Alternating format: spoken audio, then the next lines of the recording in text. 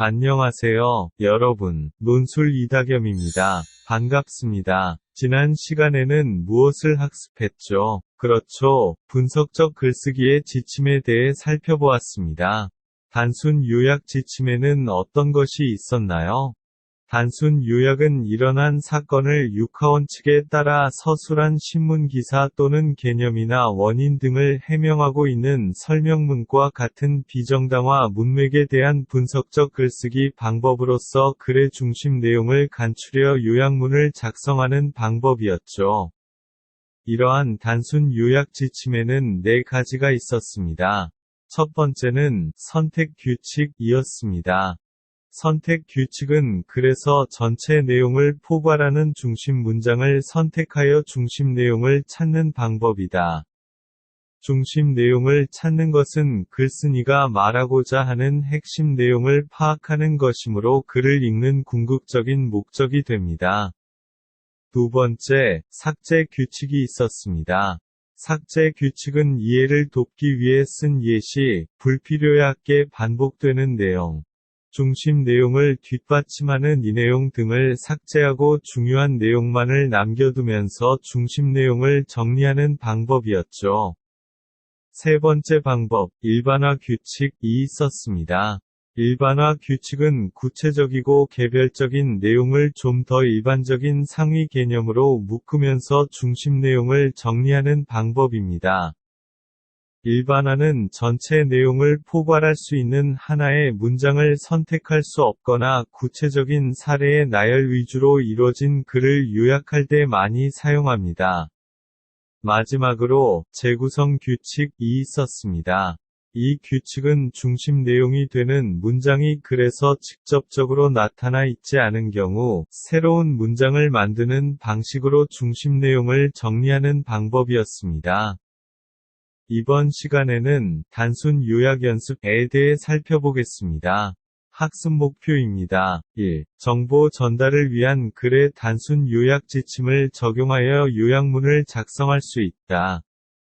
2. 여러 문단으로 이루어진 글을 요약하는 방법을 익히고 적용할 수 있다. 3. 표와 그래프, 만화와 사진 등의 단순 요약 지침을 적용하여 요약문을 작성할 수 있다. 다음 대화를 살펴봅시다.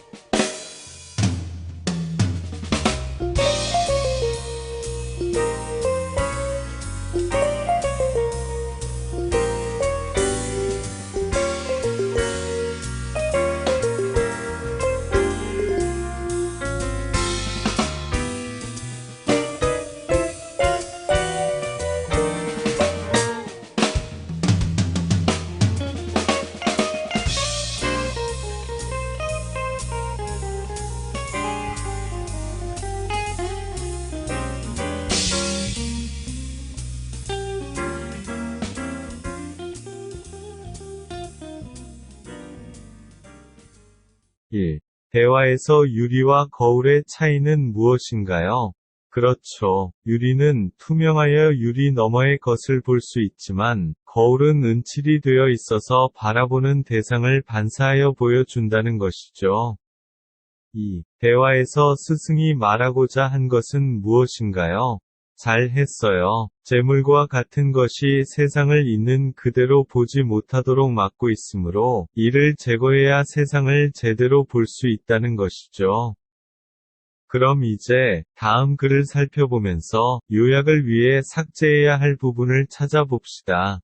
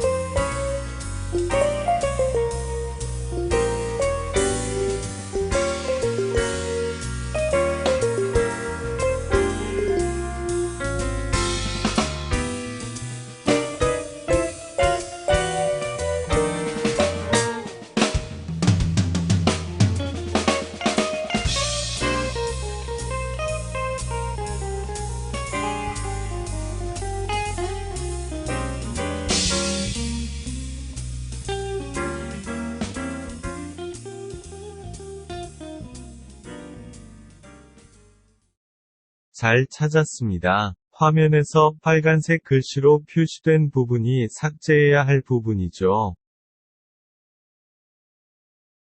요약문을 작성하면 어떻게 될까요? 그렇습니다. 고향과 뭄바이에서 변호사 일을 보던 간디는 남아프리카로 가게 되었다. 그는 아프리카로 가는 배에 탈 때부터 유색인이라고 모욕을 당했으며, 아프리카에 도착한 뒤에도 그 모욕은 이어졌다. 간디는 모욕을 당하면서 어렵게 목적지까지 갔다.